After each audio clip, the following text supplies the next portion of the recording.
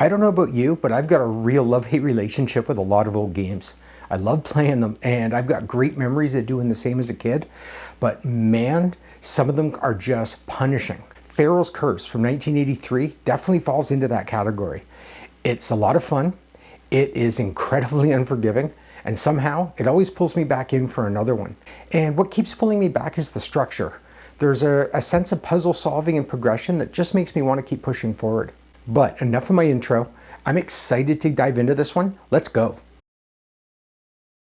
I adore my 64, my Commodore 64.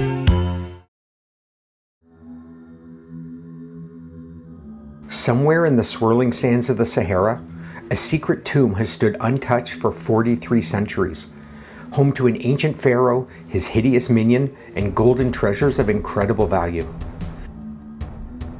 You've spent months tracking down these ruins, and now you're finally here. Stealing your breath, you crack the entrance open and begin your descent into the darkness. Hey, are those footsteps? That's the setup for Pharaoh's Curse, a 1983 classic platformer from Synapse Software. It's known for its fast action, clever level design, and its sometimes brutal gameplay that rewards persistence over patience. But perhaps most of all, it's remembered for unleashing one of the most annoying birds in video game history. Seriously, this bird sucks. But fortunately, the game doesn't, and it's worth exploring as one of the earliest classics on the Commodore 64.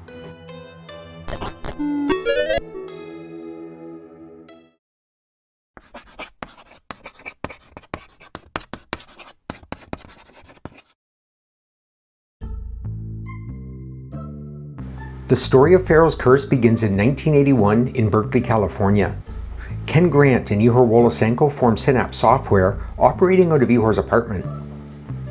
Their first product was a database tool for Atari systems called File Manager 800, while their entry into the video game market came with Dodge Racer, a clone of Sega's 1979 arcade hit Head On. It was their 1982 release Seamus, however, that firmly established Synapse as a top-tier creative studio.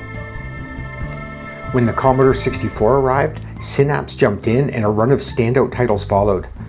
Games like Fort Apocalypse, Blue Max, and Necromancer were hits, helping define what early computer action games could be. This was the peak of Synapse's creative output, and it's right in the middle of that run that Pharaoh's Curse appears.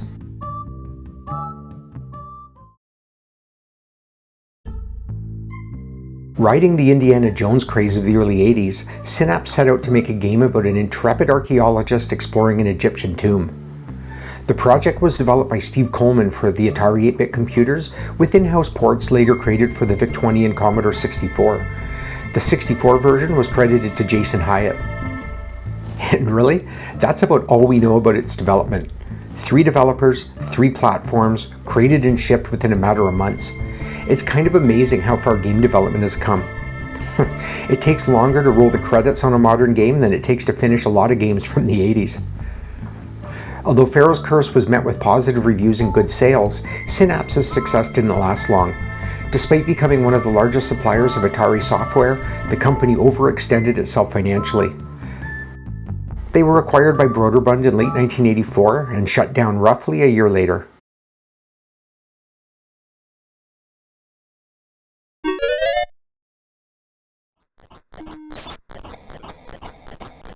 At its core, Pharaoh's Curse is a platformer.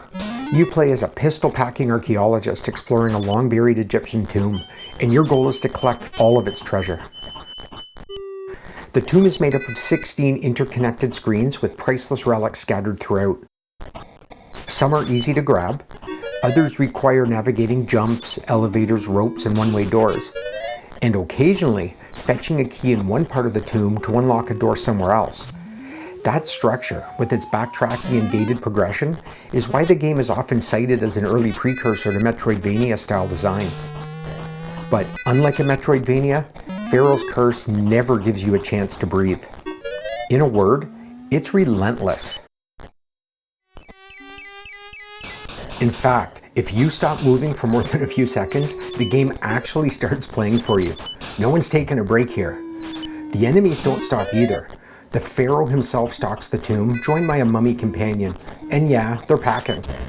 I've seen enough horror movies to know that giving a monster a gun is a bad idea, and this game proves it.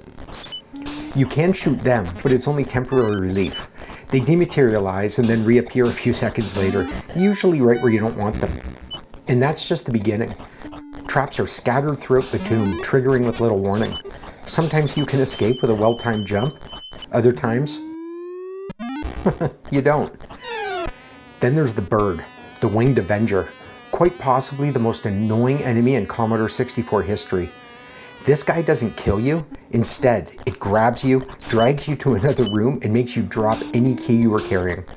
Getting snatched just before grabbing a treasure is just the worst. Honestly, dying is preferable. At least you respawn in the same area. And speaking of dying, the game knows it's going to happen a lot, and it compensates by being generous with extra lives. Every treasure you collect adds one, and occasionally a crown appears that grants another, assuming it doesn't turn into an arrow and try to kill you instead.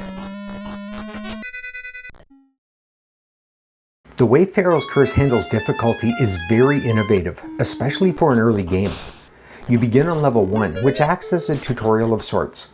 Only 8 treasures are present, and the enemies move at a manageable pace. Clear the level and you're rewarded with a password that lets you jump straight to level 2.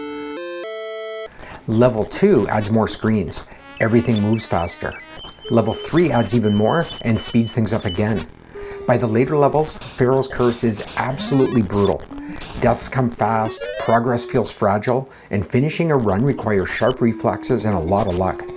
And don't get me going again on the Winged Avenger. I've lost more near victories to that jerk than I care to admit, which is why shooting it down is easily one of the most satisfying moments in the game. But here's the key thing. Even at its most punishing, the controls are responsive, the movement feels great, and the game is incredibly hard to put down. The fact that it has a real ending constantly pulls you back in. One game turns into 5, 5 turns into 10, and before you know it, you've memorized the tomb and you're actually getting better. That's the mark of a great game. Pharaoh's Curse doesn't reward patience, it rewards persistence. It's brutal, but it's beatable. If you've ever made it all the way to the end, congratulations. That's a genuine gaming milestone, and I'd love to hear about it in the comments.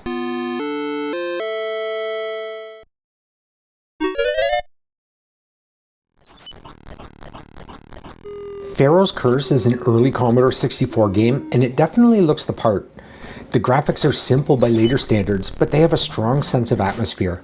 Each screen feels distinct, and the Egyptian motifs go a long way towards selling the setting. Where the visuals really shine, though, is in the enemies. The Pharaoh and the mummy look like they wandered in from a campy horror movie, and they play their roles perfectly. And then there's the bird. As much as I hate it, I have to admit, its flapping animation is gorgeous. It almost looks like a manta ray gliding through the air, and somehow that works perfectly. The sound design is just as strong. It starts with a short, Egyptian-flavored tune at the title screen, and then it's arcade sound effects all the way. Things are constantly making noise. Your archaeologist crunches across the sand. Deaths land with a heavy reverberating boom. And treasures are collected with a satisfying flourish. And yeah, my favorite sounds also come from the bird. The low buzzing as it carries you off is strangely fun, but nothing beats the high-pitched squeaks it makes when you finally shoot it. After everything it puts you through, that sound is incredibly satisfying.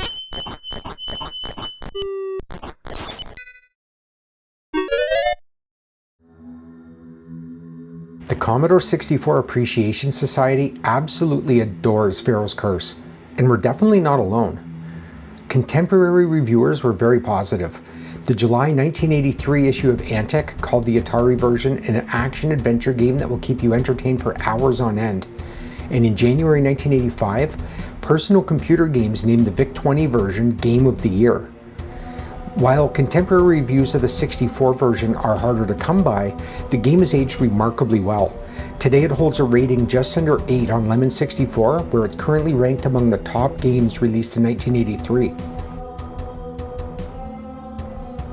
As for legacy, Pharaoh's Curse is often remembered as that game with the bird, and for good reason.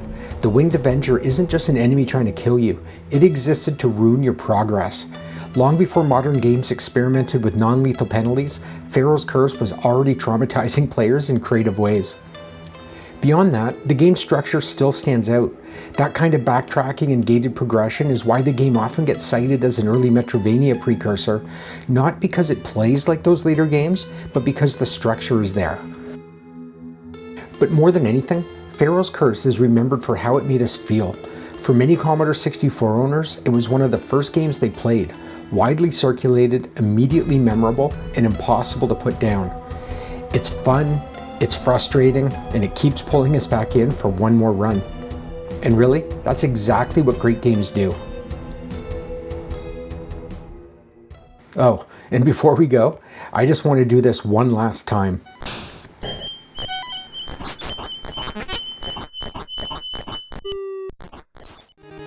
Thanks for watching, and I hope you enjoyed the video. If you did, please consider leaving a like or subscribing. And do you have memories of playing Pharaoh's Curse? I'd love to hear them. Drop them in the comments. Hope to see you again.